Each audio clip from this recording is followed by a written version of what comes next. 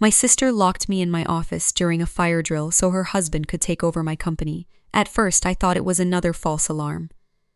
The red lights flashed against the glass walls of Northline Systems, washing my desk, my laptop, and the framed photo of my father in violent color. The alarm screamed through the ceiling. Outside my private office, employees moved toward the emergency stairs exactly the way we had practiced every quarter. I stood, grabbed my phone, and reached for the door. It did not open. I tried again. Nothing. The handle moved, but the magnetic lock held like a fist. Then my sister Felicity appeared on the other side of the glass. She was wearing a cream coat, pearl earrings, and the small, satisfied smile she used whenever she thought I had finally lost. Behind her stood my brother-in-law Adrian, our chief financial officer, holding a black folder against his chest, like he had already been sworn in. "Open the door," I shouted. Felicity tilted her head. "You always wanted control, Lena," she said calmly. "Now you can keep it until the smoke takes it." A gray cloud rolled under the hallway ceiling. This was no drill. Adrian checked his watch. "The board will be assembled in 17 minutes. Emergency succession requires a recorded absence and proof of incapacity." I stared at him, then at my sister. My mother's voice came from somewhere behind them. "Don't look so shocked, sweetheart. You made it impossible for anyone else to matter." Then the smoke thickened. They turned and walked away. They thought the fire alarm had trapped me with no witnesses, no phone signal, and no way to stop Adrian from entering my boardroom as interim CEO. They forgot one thing. My father built the first panic system in that office after a robbery 20 years ago. I pressed my thumb under the desk.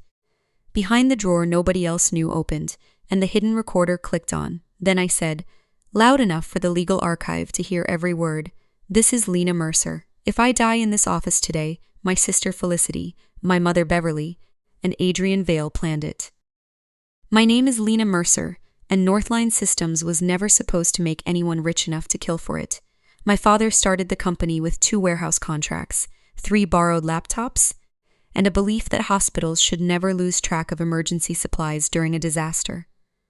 Northline built logistics software for medical distribution, inventory routing, emergency chain of custody, storm response, mobile warehouse tracking. Boring work to people who have never watched a clinic run out of oxygen tubing during a flood. To me, it was personal. When I was 15, a regional blackout delayed supplies to the care facility where my grandfather lived. My father sat in that waiting room for 12 hours, furious and helpless, listening to nurses apologize for a system that had failed them. He came home and said, "The next person who says logistics is paperwork can go sit with a patient waiting for equipment." That was Dad. He built Northline to solve invisible emergencies. Felicity hated invisible things. My younger sister wanted shine. Rooms that turned when she entered, titles that sounded important, a life where people confused elegance with authority. She married Adrian Vale because he looked like the kind of man who belonged in expensive conference rooms. Adrian had degrees, suits, and a gift for sounding smarter than the person he was stealing from. Dad never trusted him. "He counts other people's money like he is measuring where to cut," he told me once. I laughed then. I stopped laughing after the funeral. Dad left me controlling ownership of Northline because I had spent 12 years building the product, managing operations, and keeping our field teams alive during storms, outages, and hospital emergencies. Felicity received property, investments, and a trust payout large enough to make most people grateful. She called it charity. My mother, Beverly, agreed. "Your father always favored useful children," she said the day the will was read. Useful, not loved. Useful for 3 years after Dad died, Felicity and Adrian circled Northline like weather. Adrian joined as CFO to support family continuity. Felicity hosted investor dinners. My mother sat in my father's old chair at family meetings and sighed whenever I made decisions she did not like. They wanted me to appoint Adrian as co-CEO. I refused. They wanted board voting rights transferred into a family committee. I refused. They wanted me to sell Northline to a private equity group that promised Adrian a leadership package and Felicity a foundation seat with her name engraved on marble. I refused, so they stopped asking. That should have frightened me sooner. The week before the fire drill, Adrian became helpful. That was the first warning. He sent calendar summaries without being asked. Brought me coffee. Offered to organize executive insurance paperwork. Asked whether our emergency succession file had been updated after Dad's death. He did it all with a careful smile, as if suddenly discovering respect. Felicity became sentimental. She texted childhood photos, invited me to dinner. Asked whether I remembered Dad teaching us to ride bikes in the old office parking lot. My sister never cared about nostalgia unless an audience was present, so the sudden tenderness felt like perfume sprayed over smoke. My mother became quiet. That was the worst sign. Beverly Mercer never wasted silence. She used it the way some people use knives, sparingly, precisely, and only when she wanted the room to lean closer. At Sunday dinner, she watched me across the table while Adrian described leadership continuity risk in a voice designed to sound responsible. "What happens if something happens to you?" he asked. "Nothing happens to me," I said. Mother smiled. "Arrogance is not a safety plan." "No," I answered. "That is why we have one."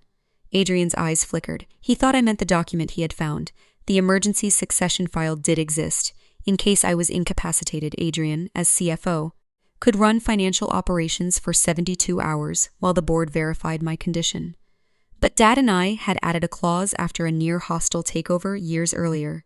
If foul play, coercion, or suspicious incapacity was detected, all executive authority froze and an outside legal archive opened automatically. Only 3 people knew the full trigger: me, our attorney Mira Shah, and the security engineer who installed it. Adrian knew only the part that benefited him. People like Adrian rarely imagined paperwork might distrust them personally. The morning of the fire drill began normally, too normally: clear sky, elevator music, coffee cooling on my desk. At 9:10, I met with the product team. At 10:05, I approved a hospital expansion contract. At 10:42, Adrian stopped by my doorway. "Fire drill at 11, he said. "Facilities moved it up." "No one told me." He smiled. "That is why I am telling you." Behind him, Felicity walked past holding her phone. She did not look at me. At 11:03, the alarm began, and my office door locked from the outside. Smoke changes a room before fire arrives. First, it makes distance disappear. The glass wall that had always made my office feel open turned milky and strange. Shapes moved beyond it: desks, chairs, exit signs, the last employees rushing toward stairs. Then the hallway emptied, and all I could hear was the alarm, my breathing, and the low mechanical thud of locks sealing somewhere in the building. I tried my phone. No service. Then Wi-Fi dropped. That was not the fire. That was Adrian. Our systems had emergency redundancies. He must have disabled the local network under the cover of evacuation. CFOs should not have had access to facilities override, but Adrian had spent months streamlining vendor contracts. Now I understood what he had really streamlined: access. I grabbed the office chair and slammed it into the glass. The glass did not break. Executive safety glass, installed after a protest outside our old headquarters. My decision, my protection. Now a wall, Felicity returned with my mother. They stood outside the office like visitors at an aquarium. "Please," I said, because pride burns quickly when lungs are involved. "There are people still inside."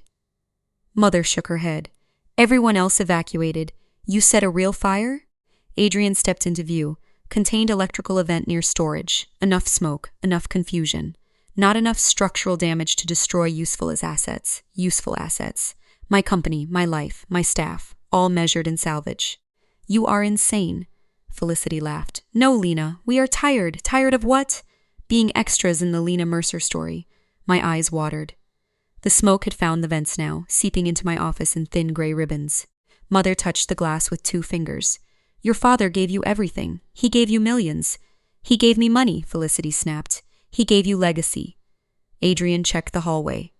"We need to go." Mother looked at me one last time. "When the smoke clears, the board will need stability. Adrian will give it to them. Felicity will finally have her place. And you, sweetheart, will become a tragic example of why founders should not centralize control." I coughed hard enough to double over. They turned away. I crawled behind my desk. The panic drawer was hidden beneath the bottom panel, a stupid old invention Dad insisted on keeping because he never trusted beautiful offices. I pressed the latch. The panel opened. Inside, A hardline emergency transmitter, independent battery, analog recorder, and one red button. I pushed it. A tiny green light blinked. Connected. The alarm screamed overhead. I leaned close and named them all. The rescue did not come from the fire team. It came from an intern named Priya. She was 22, 3 weeks into her placement, and supposed to be outside with everyone else. Later, she told me she had reached the street, counted her team the way her university safety course taught her, and realized I was missing.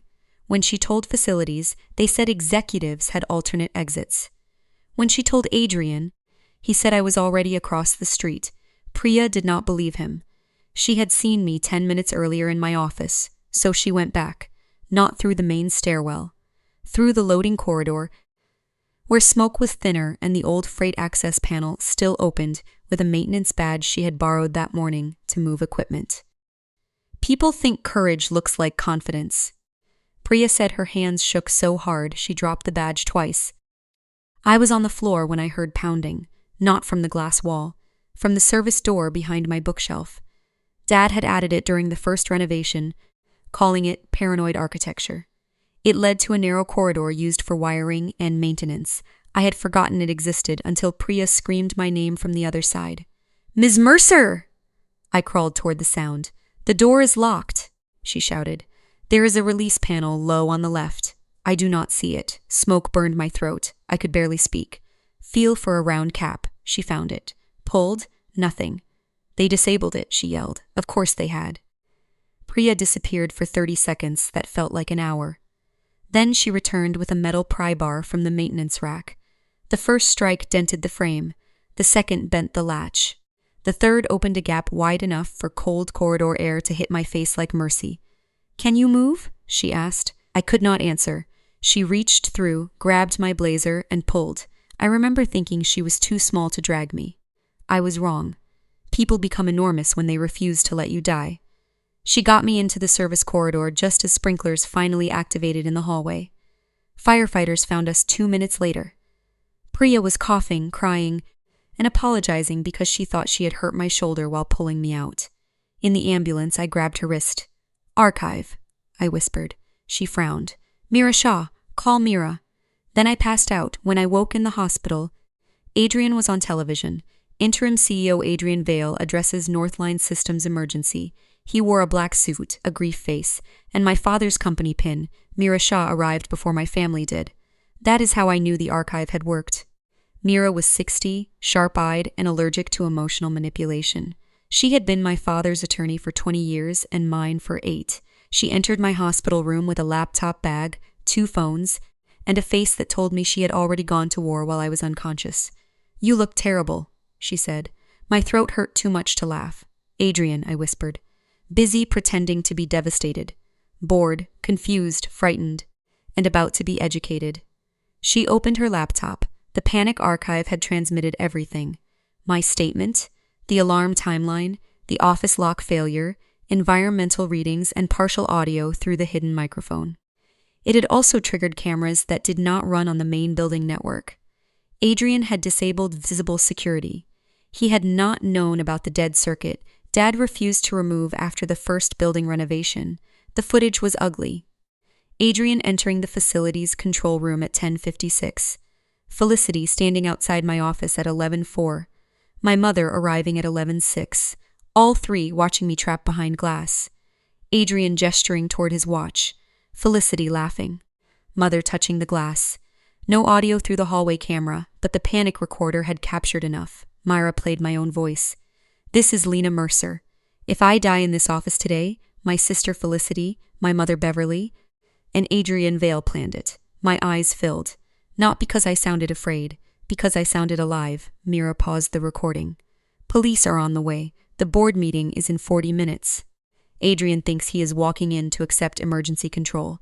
"He is? He is walking in," she said, "not out."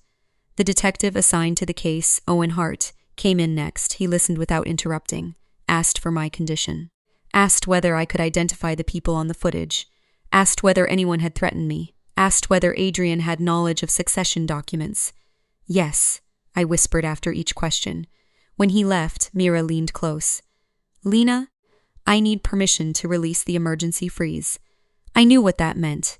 Every Northline account, every transfer, every executive authority line, every board action requiring Adrian's signature. Frozen until the outside trustees reviewed suspicious incapacity. The company would hurt, but Adrian would not be able to sell it, loot it, or crown himself with it. Do it, I said. Mira nodded once and sent the command. Across the city, while Adrian adjusted his tie before walking into my boardroom, every screen in that room went black. Then one sentence appeared. Emergency authority suspended pending criminal review. The boardroom video became company legend. I did not see it until later. Adrian stood at the head of the table. Felicity seated to his right in a black dress she must have bought before the fire. My mother beside her holding a tissue she never used. The board members looked shaken and obedient. People are often most vulnerable to theft when they are grieving. Adrian began with a speech. He said I was fighting for my life. He said continuity mattered. He said Northline could not afford uncertainty. He said he was prepared, reluctantly, to assume temporary executive authority in accordance with emergency procedures. Then the screens went black. Emergency authority suspended pending criminal review. For 3 seconds, nobody moved. Adrian said, "This is a system error." Then Mira Shah appeared on the central screen from her office, with Detective Hart beside her. "No," she said. "It is a system functioning exactly as designed." Felicity stood too quickly. My mother grabbed her wrist. Mira continued. "The emergency archive has recorded evidence suggesting that Ms. Mercer's incapacitation may have resulted from intentional acts by parties currently present in this room." One board member whispered, "What?" Adrian smiled in that calm, expensive way. "This is absurd," Detective Hart said. "Mr. Vale, please remain where you are." The conference room doors opened. 2 officers entered. That was when Felicity lost her composure. She did not run. People imagine guilt runs. Felicity argued. She pointed at the screen, at the board, at Adrian, at the air itself. "She is doing this," she said. "Lena is doing this. Even from a hospital bed, she has to control everything." Mira played the first clip. Felicity outside my office door, smiling through smoke. The boardroom went silent. Then the second clip. Adrian in the facility's control room. Then the panic audio. My voice naming them. My mother lowered her tissue. For the first time in her life, Beverly Mercer looked unsure of the story she was about to tell. Adrian tried one final lie. "Lena was unstable. She has been paranoid for months. That archive can be manipulated," Mira said.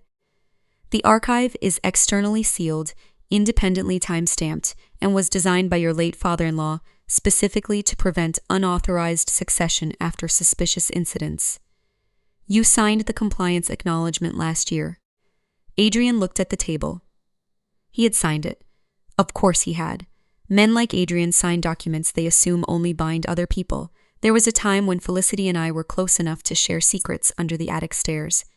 That is the part that makes betrayal difficult to explain to strangers. They see the crime and think hatred must have always been obvious. It was not. My sister once braided my hair before school because I could never make the back look neat. I once punched a boy in 8th grade because he called her spoiled. We slept in the same room until she was 11 and I was 14, whispering about futures we thought would include each other. Then Dad started taking me to the warehouse. Not because he loved me more. Because I asked. I liked clipboards, loading schedules, the strange satisfaction of solving a route before drivers started shouting. Felicity hated the warehouse smell. She hated fluorescent lights. She hated that Dad praised usefulness more than charm. Mother noticed the difference and fed it. "Your father understands Lena," she told Felicity when she thought I could not hear. "You and I are different. We have to make our own place." Make our own place. A harmless sentence, maybe. But in our house, it became a seed. By college, Felicity had learned to treat my work as favoritism. Every late night I spent with Dad became evidence I was being groomed. Every board meeting I observed became theft from her. Every time she chose not to learn the business, she somehow counted it as another thing taken from her. I tried to bring her in. She called operations boring. Then years later, she called ownership unfair. That is what envy does when it grows without discipline. It turns refused responsibility into stolen birthright. Adrian's ambition was quieter than Felicity's, which made it more dangerous. When he first joined Northline, he acted humble.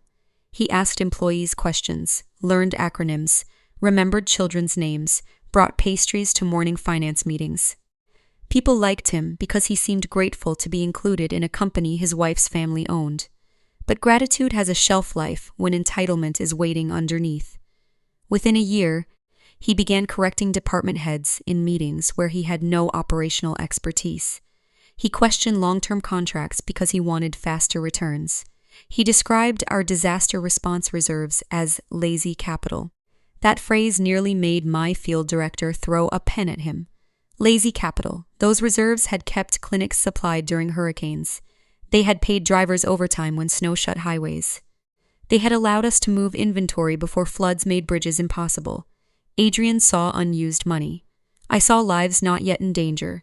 The board loved his polish until he suggested selling assets that protected the mission. I overruled him. That was when his respect became performance. He started saying, "Lena is mission-driven," in a tone that made mission sound like a disease.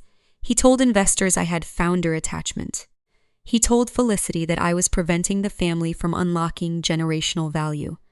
Mother repeated that phrase at dinner as if she had discovered scripture. Generational value. What they meant was money now. What I meant was a company still useful 10 years from now. That difference became the battlefield long before smoke entered my office. The panic system had its own history. Dad installed the first version after a former vendor threatened him during a pricing dispute. It was crude then.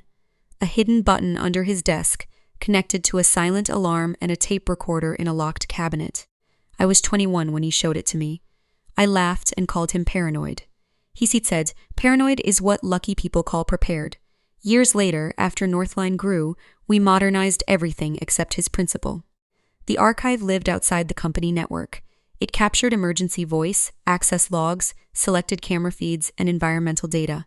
It could not be edited by any Northline executive, including me. "Especially me," Dad said. A system built only to protect the founder can become a weapon in the founder's hands. That was his genius. He trusted systems more when they limited everyone. When Mira and I revised succession documents after his death, I almost removed the panic protocol. It felt dramatic, old-fashioned, a relic from a smaller, more fearful company. Mira refused. "Your father did not build this because he expected strangers to be dangerous," she said. I asked what she meant. She looked at me over her glasses. "Strangers rarely understand your documents well enough to steal what matters." I thought she was being cynical. She was being experienced. The button under my desk did not save me by magic. It saved me because two people who loved the company more than comfort had agreed that even family should not be trusted with unchecked emergency power. That used to sound harsh. Now it sounds like wisdom. Priya became part of the story because she did the one thing most institutions train people not to do. She questioned the person with authority. After the fire, I asked her why she went back.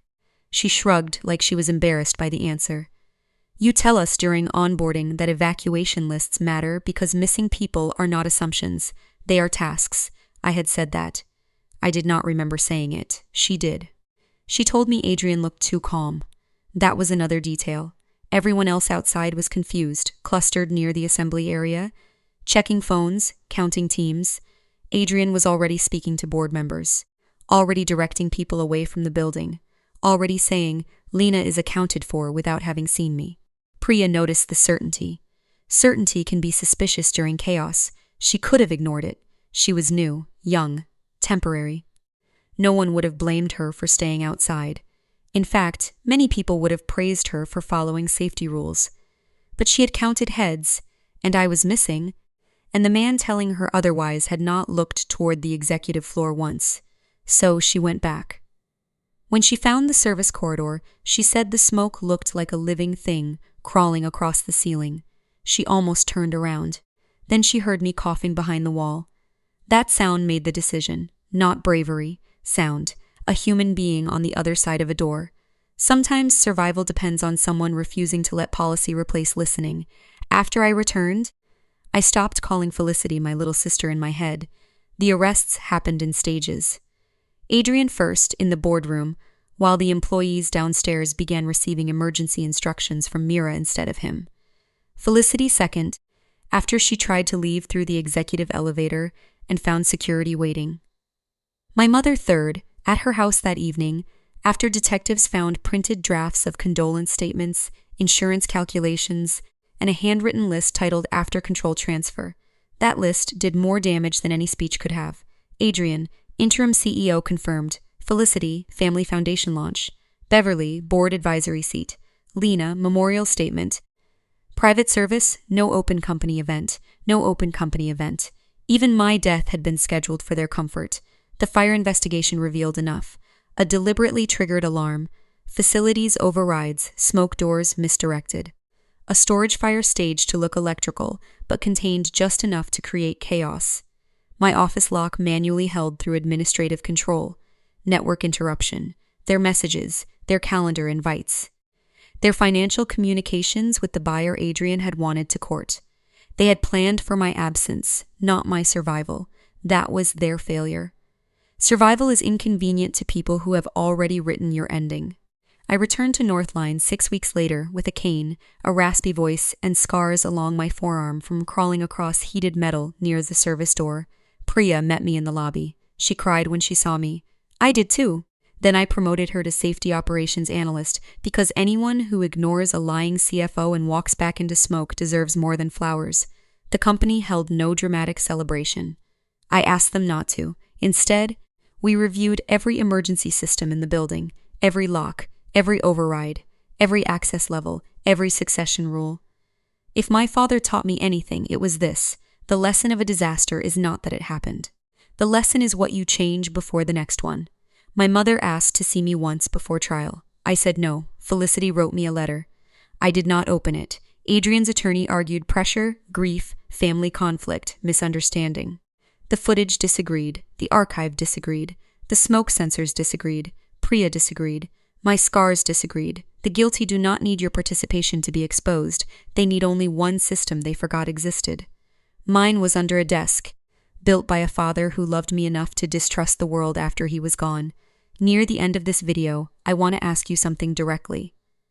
I pinned a question in the comments. If your sister, mother, and brother-in-law trapped you during a fire to steal your company, would you ever read their apology letters, or would you let the evidence speak forever? Go to that pinned comment and tell me your honest opinion. I want to know where you draw the line between family and attempted erasure, and if this story made you think of a woman whose own family tried to turn her life into a succession plan. Stay close to she chose herself. Every voice here helps another survivor remember that the people who underestimate your preparation are often the same people who fear your power. My sister locked me in my office. My mother watched smoke fill the glass.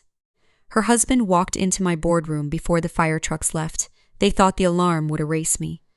But the recorder heard everything. The archive opened. The board froze. And the company they tried to steal became the courtroom that exposed them.